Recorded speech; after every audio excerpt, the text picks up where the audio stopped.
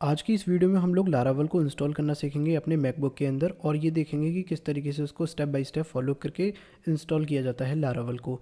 अब आपके पास चाहे M1 चिप हो, M2 हो, M3 हो, चाहे M4 के बाद की कितनी भी चिप आ जाएं, सारी चीज़ें के लिए स्टेप बाय स्टेप सेम रहेगा सारा प्रोसेस। तो अब हम सबसे पहले ये देखेंगे कि हमको लारावल इंस्टॉल करने के लिए मैकबुक के अंदर क्या क्या रिक्वायरमेंट है। तो मैं सबसे पहले आपको ये बता दूं, मैं M1 वाले चिप को यूज़ कर रहा हूँ 2020 मैकबुक एयर M1 वाले लैपटॉप को, जिसमें मैं लारावल को इंस्टॉल कर रहा हूँ। आप इसको फॉलो अलोंग करेंगे तो आप किसी भी मैकबुक के अंदर इसको इंस्टॉल कर पाएंगे, चाहे आपके पास मैक स्टूडियो क्यों ना हो। तो सबसे पहले हम देखते हैं हमको चाहिए क्या क्या। सबसे पहले तो देखिए, हमको लारावल को इंस्टॉल करने के लिए एक तो होम ब्रू की ज़रूरत होगी, दूसरा हमको PHP की ज़रूरत होगी, तीसरा हमको एक कंपोज़र की ज़रूरत होगी और चौथा हमको फाइनली लारावल को इंस्टॉल करना है कंपोज़र के साथ। देखिए, लारावल को इंस्टॉल करने के लिए अलग अलग मेथड्स हैं, तो आप किसी भी मेथड को यूज़ कर सकते हैं, बट मैं जो वीडियो में बता रहा हूँ वो एक एक प्रॉपर तरीका है जहाँ से मुझे लगता है कि जिसमें एरर कम आती हैं, क्योंकि मेरे इतने एक्सपीरियंस के बाद मुझे थोड़ा बहुत ये अंदाज़ा हो गया है कि किस मेथड में कितनी एरर्स आती हैं। तो इसको आप फॉलो अलोंग करेंगे तो आपको बिल्कुल भी एरर की ज़रूरत नहीं पड़ेगी और एक सही तरीका बताऊंगा। और जो एरर आती भी हैं लारावल को इंस्टॉल करने में, वो हमको सॉल्व भी करनी है इस वीडियो में, तो हम उसको सॉल्व भी करेंगे और आपको किसी भी तरीके की कोई एरर नहीं आएगी। फिर भी कोई डाउट होगा तो आप मुझे कमेंट में पूछ लीजिएगा। तो चलिए स्टार्ट करते हैं। तो सबसे पहले होम ब्रू की बात करते हैं। तो हमको होम ब्रू की ज़रूरत होगी। आप अपने फेवरेट ब्राउज़र को ओपन कर लीजिए और होम ब्रू लिखिए और होम ब्रू को एंटर करेंगे तो आपके पास ये पहली वेबसाइट आएगी, होम brew.sh नाम से। इसको आप ओपन करेंगे। ये क्या है? डिपेंडेंसी मैनेजर, लाइक कम पैकेज मैनेजर ज़्यादा है। ये मैक ओएस के लिए अवेलेबल है और लिनक्स के लिए अवेलेबल है। ये क्या बेसिकली क्या करता है कि PHP और जितने भी सारे हमारे पास पैकेज हैं उसको इंस्टॉल करने के लिए एक तरीके से पैकेज मैनेजर है। तो इसकी मदद से हम क्या करेंगे, सारी चीज़ों को इंस्टॉल करेंगे। हम डायरेक्टली PHP को इंस्टॉल करके फिर इसको सेट कर सकते हैं, बट वो एक थोड़ा सा लॉन्ग टेकिंग प्रोसेस है, बट मैं इसको आपको इस तरीके से करना सिखाऊंगा। सबसे पहले आप अपने सिस्टम में कमांड, और अगर आप मैकबुक को यूज़ करते हैं तो कमांड स्पेस बार दबाएंगे और स्पॉटलाइट सर्च आ जाएगा, उसमें टर्मिनल लिखेंगे, ऐसे स्पेस टाइप करेंगे, टर्मिनल लिखेंगे, उसके बाद एंटर करेंगे। सबसे पहले आपको चेक करना है कि होम ब्रू इंस्टॉल है कि नहीं, तो आपको लिखना है BREW। तो देखेंगे लिखा हुआ है ZSH command not found brew. आपके पास ब्रू नहीं है। सबसे पहले सारी चीज़ें कंफर्म कर लेंगे कि आपके पास कोई चीज़ है नहीं। देखिए, मेरे पास ब्रू नहीं है, मैंने PHP-V लिखा, इससे पता चलेगा PHP इंस्टॉल है कि नहीं। ये भी इंस्टॉल नहीं है। फिर मैं कंपोज़र लिखूँगा, कंपोज़र भी नहीं है। Then Laravel. देखिए, मेरे पास किसी भी तरीके की कोई भी फाइल अवेलेबल नहीं है, यानी कोई चीज़ हमारे पास इंस्टॉल नहीं है। हम बिल्कुल स्क्रैच से करेंगे। वीडियो थोड़ी सी लंबी हो सकती है, बट आपके पास बहुत हेल्पफुल होगी। तो चलिए स्टार्ट करते हैं। सबसे पहले होम ब्रू को इंस्टॉल करेंगे तो ब्रू की वाली वेबसाइट पर आ जाएंगे और हल्का सा स्क्रॉल करने के बाद यहाँ पर आएगा इंस्टॉल होम ब्रू। उसमें एक कमांड दी गई है, ये वाली जिसमें हाईलाइट कर रहा हूँ। उसके बाद थोड़ा सा राइट साइड में उस कमांड के देखेंगे तो एक कॉपी का बटन आ रहा है, इसको क्लिक कर देंगे तो कॉपी हो जाएगा, एक कमांड कॉपी हो जाएगा। अब आपको कमांड स्पेस बार दबाना है, टर्मिनल लिखना है और टर्मिनल को ओपन कर लेना है और इस कमांड को पेस्ट कर देना है। जैसे ही आप इस कमांड को पेस्ट करेंगे और एंटर करेंगे तो आपके पास बोलेगा कि आप अपने मैकबुक को जो ऑन करते हो उसका सूडो का पासवर्ड बताइए, यानी आपका एडमिन पासवर्ड क्या है। जो आप मैकबुक को स्टार्ट करते हो तो उसका पासवर्ड होगा। तो मैं अपने पासवर्ड को डाल देता हूँ और एंटर करता हूँ। तो देखिए, मेरे पास बोल रहा है कि प्रेस रिटर्न या enter to continue and other key to abort. कोई और की दबाएंगे तो ये बिल्कुल बंद हो जाएगा, इंस्टॉल नहीं होगा, आगे नहीं बढ़ेगा और वहीं की वहीं हॉल्ट हो जाएगा प्रोग्राम। और अगर हम रिटर्न या एंटर वाली की को प्रेस करते हैं, हमारे मैकबुक के अंदर रिटर्न की होती है राइट साइड में, देखिए, उसको मैं एंटर प्रेस करूँगा या रिटर्न प्रेस करूँगा तो ये आगे बढ़ने लगेगा और ये होम ब्रू को इंस्टॉल करने लगेगा। तो जब तक ये होम ब्रू इंस्टॉल हो रहा है तब तक हम वेट करते हैं। थोड़ा समय ले सकता है, बट थोड़ा सा ये आपके इंटरनेट कनेक्शन पर भी डिपेंड करता है। मैं वाईफाई यूज़ कर रहा हूँ तो मुझे लगता है कि थोड़ा फास्ट हो जाना चाहिए। ठीक है, वेट करते हैं। जैसे ही इसको कंप्लीट होता है तो हम आगे का प्रोसेस देखेंगे। फ़िलहाल इसका वेट होने का समय देते हैं।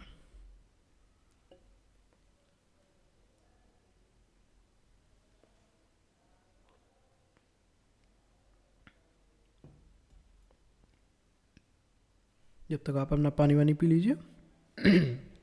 जबकि मैंने थोड़ा सा पानी पी लिया है एज़ यूज़ुअल। और ये देखिए, हमारे पास होम ब्रू इंस्टॉल हो चुका है। और अब सबसे पहले देखिए, होम ब्रू इंस्टॉल हो गया, लेकिन प्रॉब्लम क्या है कि यहाँ पर ये कुछ वार्निंग दे रहा है। देखिए, अब पहली बार आप इंस्टॉल करोगे तो यही वार्निंग आपको भी आ सकती है, ये लिखा है OPT Homebrew bin is not in your path, instructions on how to configure your shell for homebrew.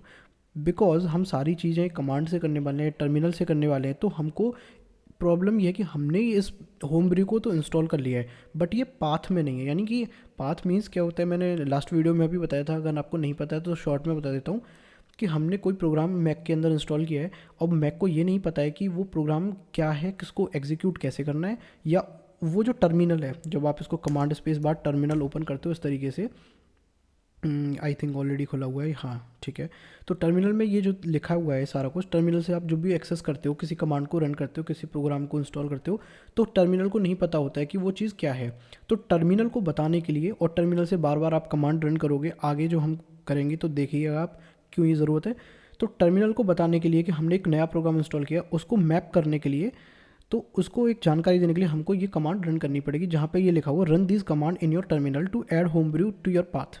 अब हमको क्या करना है, यहाँ से देखिए, ध्यान से देखिएगा, इको लिखा हुआ है, यहाँ से लेकर और आपको यहाँ तक शेल ENV यहाँ तक आपको कॉपी करनी है ये चीज़ें। राइट क्लिक करेंगे, कॉपी करेंगे, और बाकी और कुछ नहीं करना है कॉपी, बस इको से लेकर और ये ईवेल तक यहाँ तक कॉपी करना है और यहाँ पर आके एक पेस्ट कर देना है।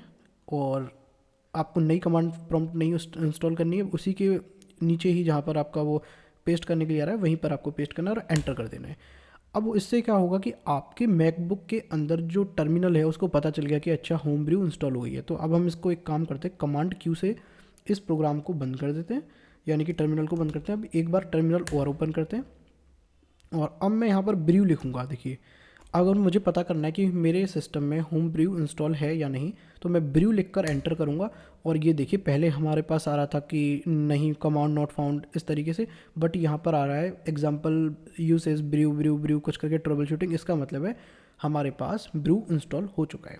ठीक है, हम इसको एक बार क्लोज करते हैं, वापस ब्रू की वेबसाइट पर आएंगे और हमने पहला स्टेप कंप्लीट कर लिया है। अब हमने क्या करा है, पैकेज मैनेजर को तो इंस्टॉल कर लिया, अब हमें PHP इंस्टॉल करनी है। तो देखिए PHP इंस्टॉल करने के सर्च बटन पे जाएंगे यहाँ पे और यहाँ पे लिखेंगे PHP, बस PHP लिख के एंटर करना है और कुछ नहीं करना है। कोई सजेशन पे क्लिक मत करिए, PHP लिखिए, एंटर करिए और हल्का से यहाँ पर सबसे ऊपर जो PHP के बाद एक आ रही है इंस्टॉल कमांड। अब ये ब्रू इंस्टॉल PHP, आप इसको टाइप भी कर सकते हैं। मैं यहाँ से जस्ट कॉपी करूँगा टाइम सेविंग के लिए और मैं एक नई टर्मिनल विंडो ओपन करूँगा, उसको क्लोज करने के बाद यहाँ पर पेस्ट करूँगा और देखिए ये कमांड लिखा है मैंने, brew space install space PHP, सब छोटे में है, कोई बड़ा नहीं है। एंटर करेंगे, अब ये PHP को मेरे सिस्टम के अंदर इंस्टॉल कर देगा, जो भी लेटेस्ट PHP का वर्जन चल रहा होगा। वेरीफाई करने के लिए आप यहाँ पर देखिए सबसे पहली वाली लाइन में लिखा हुआ है ब्रू इंस्टॉल कर रहा है 8.4.6 को, 8.4.6। ठीक है, ये बिल्कुल नई बिल्कुल PHP है। यहाँ पर अगर आपको पता करना है कि PHP का क्या वर्जन चल रहा है तो PHP की ऑफिशियल वेबसाइट पे जाइए और यहाँ पर जब जाएंगे तो डाउनलोड वाले सेक्शन में जाएंगे और यहाँ पर सबसे पहले देखिए करंट स्टेबल PHP 8.4.6, यानी कि जो स्टेबल वर्जन है करंट जो चल रहा है लेटेस्ट वो 8.4.6 है और यही हमारा ब्रू इंस्टॉल कर रहा है यहाँ टर्मिनल में। तो इसको इंस्टॉल होने देते हैं, ये थोड़ा सा टाइम टेकिंग है, इंस्टॉल होने देते हैं। चलिए इसको टाइम देते हैं।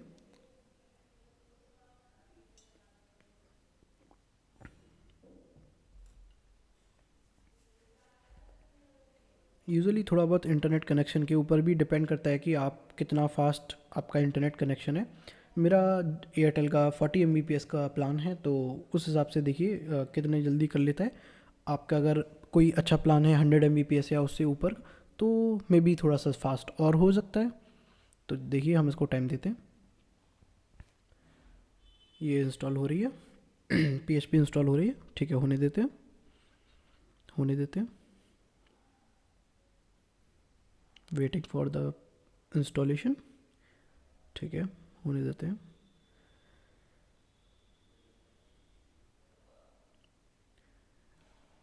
और यहाँ पर अभी जल्दी से वेट कर रहा हूँ मैं ये इंस्टॉल होने का। वैसे इतना टाइम लेता नहीं है कभी कभी, लेकिन कभी कभी क्या होता है ये टाइम टेकिंग लेता है, हो सकता है इंटरनेट के ऊपर भी हो, क्योंकि इसकी PHP की फ़ाइल थोड़ी बड़ी होती है तो इसलिए थोड़ा सा टाइम ले सकता है। नो इशू, हम इसको टाइम देंगे क्योंकि हमें कोई इतनी जल्दबाजी का काम नहीं करना है कि पता चले कि हमने सारा कुछ जल्दबाजी में कर दिया और फिर गड़बड़ हो गई तो हम देखते रहेंगे भाई इसको क्या हो गया क्या हो गया, और बीच में प्रोग्राम अगर कुछ फेल हो गया तो और भाई लो और दिक्कत। तो इससे अच्छा है कि हम उसको टाइम देते हैं। हाँ, इतनी जल्दी क्या ही करना, कहाँ भागना है इतना, प्रोग्रामर्स है ना बेसिकली, तो हमको थोड़ा सा पेशेंस होना ज़रूरी है। ठीक है, चलिए। हाँ, ये लास्ट स्टेप कर रहा है डाउनलोड करने का। करने देते हैं।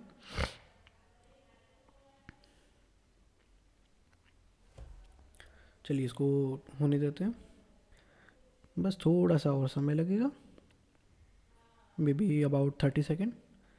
ये हो जाएगा अभी जल्दी से, फिर हम आगे देखेंगे कि क्या करना है। इसके बाद जो नेक्स्ट स्टेप होगा वो कंपोज़र इंस्टॉल करना होगा। जैसे हमने PHP को इंस्टॉल किया है ब्रू की मदद से, तो उसी तरीके से हम कंपोज़र को भी इंस्टॉल कर लेंगे। तो आई थिंक ये लास्ट स्टेप कर रहा है, बिल्कुल एंड वाला काम चल रहा है। और जैसे कि मैं देख पा रहा हूँ कि अब ये PHP को बिल्कुल सही तरीके से इंस्टॉल कर चुका है। देखिए हो गया काम। अब आपको यहाँ पर देखिए कुछ करना तो है नहीं है यहाँ पर, एक बार चेक कर लेता हूँ मैं।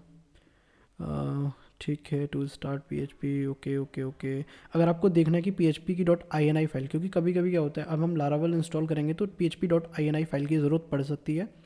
वहाँ पर एक एरर आता है, तो उसमें मैं कुछ अनकमेंट करवाऊँगा, कुछ लाइन जो है अनकमेंट करवाऊँगा। उसके लिए सबसे पहले आप देखिए यहाँ पर लिखा है, जो हमने PHP को इंस्टॉल किया है, तो PHP.ini का जो फाइल का पाथ है वो यहाँ पर होगा, /opt/homebrew/etc/php 8.4। चलो इसको हम बाद में देखेंगे जब हमारे पास काम होगा। अब आप एक बार कमांड क्यू दबा के इस टर्मिनल को क्लोज़ कर दीजिएगा। एक बार टर्मिनल को वेब वापस ओपन करिएगा और अब आप लिखिएगा PHP-v, और अब आप देखेंगे कि PHP का वर्जन आ चुका है। अब यहाँ पर कमांड नॉट फाउंड नहीं आ रहा है, PHP 8.4.6 वर्जन आ चुका है। इसका मतलब है कि आपने सक्सेसफुली PHP को इंस्टॉल कर लिया है। अब हम क्या करेंगे, नेक्स्ट स्टेप, कमांड क्यू से क्लोज़ कर दिया। अब हम क्या करेंगे, वापस सर्च पे जाएंगे, बेसिकली इसी होम ब्रू की वेबसाइट पे जाएंगे। अगर आपको नहीं पता है ये यहाँ पर PHP लिखा था हमने, तो कोई बात नहीं, उसको थोड़ा स्क्रॉल करिए, सर्च बार आ रहा है, वहाँ पे लिखिए कंपोज़र मैंने लिखा और यहाँ पर आ रहा है ब्रू इंस्टॉल कंपोज़र। अब हमको कंपोज़र इंस्टॉल करना है PHP के बाद, तो हम इसको कॉपी करेंगे कमांड को, वापस टर्मिनल ओपन करेंगे और कमांड को पेस्ट करेंगे, एंटर करेंगे। अब ये हमारा कंपोज़र इंस्टॉल करेगा हमारे सिस्टम के अंदर, और शायद इसने कंपोज़र को कर दिया है इंस्टॉल। जी हाँ, मैं देख सकता हूँ कि यहाँ पर इसने बोल रहा है कि डाउनलोडिंग, फैचिंग कंपोज़र, पोर, और कंपोज़र को इसने इंस्टॉल कर दिया है, पोरिंग कंपोज़र। और यहाँ पर उसका पाथ दिखा रहा है /opt Homebrew cellar composer this और रनिंग ब्रू क्लीनअप कंपोज़र। कोई दिक्कत नहीं है, मुझे ये कुछ नहीं करना है। ठीक है, अब हम क्या करेंगे, कमांड क्यू से एक बार हटाएंगे और अब मैं यहाँ पर क्या करूँगा, यहाँ पर लिखूँगा कंपोज़र। देखिए यहाँ कंपोज़र मैंने लिखा, तो यहाँ पर क्या आ रहा है, चेक करिए, कंपोज़र लिखा है तो मेरे पास ये इस तरीके से आ रहा है। हो सकता है आपके पास यहाँ पर बोलेगा composer command not found, ZSH composer command not found, कोई बात नहीं। तो मे बी उस कमांड नॉट फाउंड का एरर जो होगा वो मुझे पता है कि वो क्यों आ सकता है। मैं एक बार और चेक कर लेता हूँ, बेसिकली कंपोज़र ठीक है, तो मेरे पास कंपोज़र तो आ रहा है, बट अभी हो क्या रहा है कि कंपोज़र मैंने सक्सेसफुली इंस्टॉल तो कर लिया है। अगर कभी कभी आपके पास कंपोज़र लिखने के बाद, इंस्टॉल करने के बाद एक एरर आता है जिसको बोलते हैं हम ZSH कमांड नॉट फाउंड, तो आपको एक काम करना है छोटा सा, वो ये काम है, मैं आपको बता देता हूँ। आप एक काम करिए, कमांड स्पेस को दबाइए, टर्मिनल ओपन करिए, और अब आपको यहाँ पर क्या करना है, ls-la लिखना है बिल्कुल, और इस एंटर करना है। और एंटर करने के बाद यहाँ पर आप देखेंगे .zshrc नाम से एक फ़ाइल है, हिडन फाइल होती है ये बेसिकली। तो ये क्या करती है, बेसिकली ये टर्मिनल से संपर्क बनाने की कोशिश करती है। टर्मिनल की जितनी भी कॉन्फ़िगरेशन होती है, पाथ वगैरह जितना भी सेट करना होता है, वो .zshrc में होता है, बेसिकली एक सेशन टाइप में मान सकते हो। तो अब हम क्या करेंगे, इसको ओपन करेंगे। तो देखो मैं क्या कर रहा हूँ, पहले क्लियर करते हैं। अब हम लिखेंगे यहाँ पर एक कमांड लिखेंगे। अगर कोई आपके पास कंपोज़र इंस्टॉल करने के बाद कुछ इस तरीके से आ रहा है, ZSH command not found composer करके, तो मेरे साथ इस यहाँ से अब स्टेप जो फॉलो करोगे आप, उसके बाद वो आपका कमांड नॉट फाउंड का एरर चला जाएगा और कंपोज़र इस तरीके से मेरे में जैसे आ रहा है वो आ जाएगा। आपको क्या करना है, ओपन लिखना है और यहाँ पे लिखना है .zshrc open space .zshrc dot ज़रूर लगाना है, स्पेस उतना ही देना है, एक स्पेस देना है ओपन के बाद, कोई कैपिटल लेटर नहीं, एंटर मारना है और आपके पास इस तरीके से कुछ पाथ आ जाएंगे। और अगर यहाँ पर कुछ भी ना हो तब भी कोई दिक्कत नहीं है, और अगर कुछ हो भी यहाँ पर बहुत सारा कुछ हो तब भी कोई दिक्कत नहीं, आपको सबसे एंड में आना है एंटर प्रेस करके। और ये मैं कमांड क्या करूँगा आपको एक डिस्क्रिप्शन में दे दूँगा, मैं आपको अभी कमांड दे देता हूँ। देखिए ये कमांड है, ये एक लाइन है बेसिकली, इसको मुझे कॉपी करना है और यहाँ के पेस्ट करना है और कमांड एस दबा देना है, यानी सेव कर देना है। कमांड एस दबा के पेस्ट करके कमांड वी करेंगे और नेक्स्ट लाइन में सबसे लास्ट लाइन में और कमांड एस करके कमांड क्यू दबा देंगे और वापस आएंगे। और अब इसको बंद नहीं करना है, यहाँ पे लिखना है SOURCE सोर्स स्पेस .ZSHRC, इसको एंटर प्रेस करेंगे और अब इसको कमांड क्यू दबाएंगे। और अब एक बार अपने सिस्टम को रीस्टार्ट कर लीजिएगा और उसके बाद टर्मिनल लिखेंगे और टर्मिनल लिखने के बाद यहाँ पर चेक कर सकते हैं, अगर मैं यहाँ पे कंपोज़र लिखूँ और अब देखिए अब आपके पास इस तरीके से आ गया। तो इस तरीके से आप कंपोज़र को इंस्टॉल कर सकते हैं और इसको यूज़ कर सकते हैं। अगर फिर भी इस स्टेप पर आके कोई प्रॉब्लम आती है, नहीं भी आ रहा है, तो आप मुझे कमेंट बॉक्स में पूछ सकते हैं और एग्जैक्टली आपका इशू क्या है। और फिर भी नहीं आपको कोई दिक्कत है तो आप मेरे को दिए गए नीचे इंस्टाग्राम पे कॉपी करके सारी चीज़ें भेज के DM कर सकते हो और मैं उसका सोल्यूशन ज़रूर आपको दूंगा। तो चलिए आगे बढ़ते हैं। हमने कंपोज़र को सक्सेसफुली इंस्टॉल कर लिया, ऐसा कुछ आना चाहिए, ठीक है। कंपोज़र ऐसे कुछ लिखा हुआ ना चाहिए, ऐसे ऐसे ZSHR कमांड नॉट फाउंड ऐसा नहीं आना चाहिए, ठीक है। हाँ, तो हमारे में आ गया है, तो हम एक काम करेंगे, नेक्स्ट कमांड पे चलेंगे। अब हमको चलना है, टर्मिनल ओपन करना है वापस क्लोज़ करके। अब हमको क्या करना है, हमने PHP को इंस्टॉल कर लिया, हमने ब्रू को इंस्टॉल कर लिया पहले, फिर PHP को इंस्टॉल किया, फिर कंपोज़र को किया। अब हमारा लास्ट स्टेप बचता है लारावेल को इंस्टॉल करने के लिए एक कमांड, जिसको अब हमको दो तरीके से कमांड को इंस्टॉल कर सकते हैं लारावेल को। बेसिकली एक तो आप प्रोजेक्ट फोल्डर के अंदर ही इसको इंस्टॉल कर सकते हैं लारावेल को, प्रोजेक्ट स्पेसिफिक इंस्टॉलेशन बोलते हैं उसको। होगा क्या उससे होगा ये कि आप किसी एक प्रोजेक्ट के लिए लारावेल को इंस्टॉल करेंगे, उसी डायरेक्टरी के अंदर इंस्टॉल होगा। तो अलग अलग आप बार बार जब नए प्रोजेक्ट बनाएंगे लारावेल के साथ, तो आपको हर बार प्रोजेक्ट पूरा बनाना पड़ेगा, लारावेल को इंस्टॉल करना पड़ेगा हर बार। इसलिए ये तरीका गलत है, ये तरीका गलत नहीं बोल सकते, उस तरीके को मतलब प्रेफर नहीं किया जाता है। अगर आप डेवलपमेंट करते हो, सीरियस डेवलपमेंट करते हो, तो नहीं करना चाहिए। तो प्रेफरेबल रिकमेंडेड वे क्या है, बेस्ट वे क्या है कि लारावेल को ग्लोबली अपने सिस्टम पर इंस्टॉल करना, ताकि आप कहीं भी किसी भी फोल्डर के अंदर कहीं से भी, और चाहे आप कमांड से, चाहे VS कोड से, चाहे आपके पास कोई सा भी एडिटर हो, कहीं किसी भी फोल्डर में हो, कहीं से भी आप लारावेल को जस्ट इंस्टॉल हो चुका है। और उसके बाद लारावेल इंस्टॉल होने के बाद जब आप उसको प्रोजेक्ट को बनाओगे, तो लारावेल न्यू करके जो कमांड होती है प्रोजेक्ट बनाने की, कहीं पर भी यूज़ कर सकते हो उसको, किसी भी कमांड लाइन से, किसी भी तरीके से, किसी भी फोल्डर के अंदर। उसका ये फ़ायदा होता है, आगे हम देखेंगे किस तरीके से फ़ायदा है, बट फिलहाल हम लारावेल को इंस्टॉल करते हैं। तो एक कमांड है, इसको आपको लिखना है लारावेल इंस्टॉल करने के लिए। ध्यान रहे कि ये जितनी भी कमांड हैं, आप सारी चीज़ें जो कर रहे हो स्टेप बाय स्टेप करना है, एक भी स्टेप आपको पहले या बाद में नहीं करना है। उससे होगा क्या कि कमांड हो सकता है ब्रेक हो जाए और नहीं इंस्टॉल हो, और हो सकता है कि कोई प्रॉब्लम आ जाए। तो जितना मैंने स्टेप बाय स्टेप कराया, पहले होम ब्रू करना है, उसके बाद PHP करना है, उसके बाद कंपोज़र करना है, उसके बाद लारावेल करना है। तो अब आप क्या करेंगे, यहाँ पर आपको एक कमांड लिखनी है, कंपोज़र ग्लोबल लारावेल इंस्टॉल करने के लिए, कंपोज़र ग्लोबल रिक्वायर। ये मैं फाइल जो है, ये जो कमांड्स हैं वो सारी नीचे दे दूंगा डिस्क्रिप्शन में, ये वाली composer global require Laravel / installer. आपको ये लिखना है, composer global require Laravel / installer. इतना कमांड लिखने के बाद, स्पेस ध्यान से देख लीजिएगा, इतना लिखने के बाद एंटर करना है और अब ये आपके सिस्टम में लारावेल को इंस्टॉल कर देगा। अब देखते हैं, हाँ देखिए यहाँ पर क्या लिखा है, जनरेटिंग सजेशन हो गया, और उसके बाद बोल रहा है कि using 5 version for Laravel installer. अब देखिए इसने लारावेल को इंस्टॉल कर दिया है। अब कमांड क्यू दबाएंगे और एक बार कमांड स्पेस दबा के टर्मिनल को ओपन करेंगे।